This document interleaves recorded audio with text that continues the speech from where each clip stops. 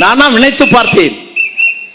அன்றைக்கெல்லாம் நம்முடைய தேர்தல் களத்திலே பூத்திற்கு நீங்கள் வாருங்கள் வாருங்கள் என்று நம்முடைய பூத் கமிட்டி அழைப்பார்கள். சலிச்சு போய் 6:30 மணி 7 மணிக்கு வந்து நிற்பாங்க கியூல.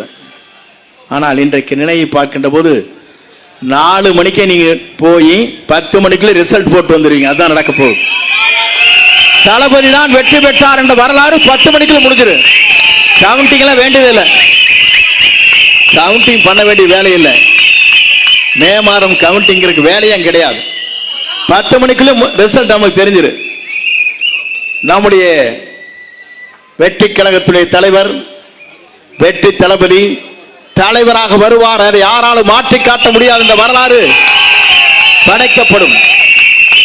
நான் உங்க வேகத்திலும் பார்க்க எனக்கே பயமா இருக்கு. எங்க ஓட்டு முடிச்சிருவீங்களே, எங்க ஓட்டு நசுக்கிடுவோம் பயமா இருக்கு. அப்பெல்லாம் ஃப்ரீயா வருவாங்க, ஜாலியா போவாங்க. மேடைக்கு ஆளை பிடிச்சிருந்தா அங்க உட்கார வைப்பாங்க. கூட்டம் வரும்.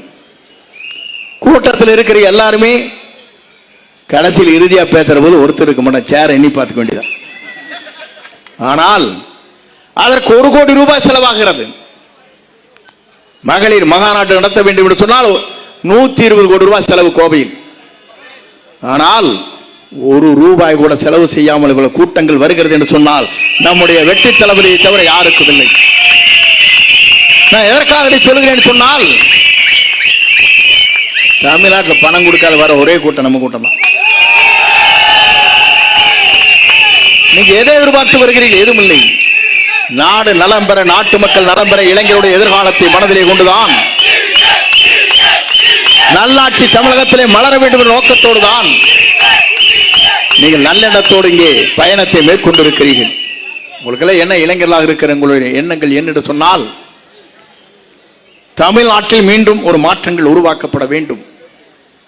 தூய்மையான ஆட்சி தமிழகத்திலே தேவை.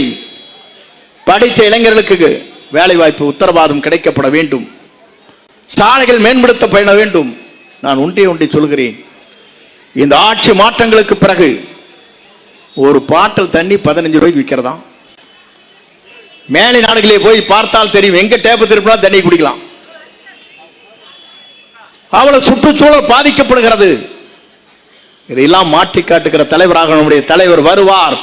நீங்கள் 15 ரூபாய் கொடுத்து பாட்டிலை குடிக்கின்ற தண்ணீரை நீங்கள் பெற தேவையில்லை. தூய்மையான தண்ணீர் எங்கு வேண்டுமானாலும் நீங்கள் குடிக்கலாம். அதை உருவாக்குவார். அந்த மனது அவரிடத்திலே இருக்கிறது. அந்த தூய எண்ணம் அவரிடத்திலே இருக்கிறது.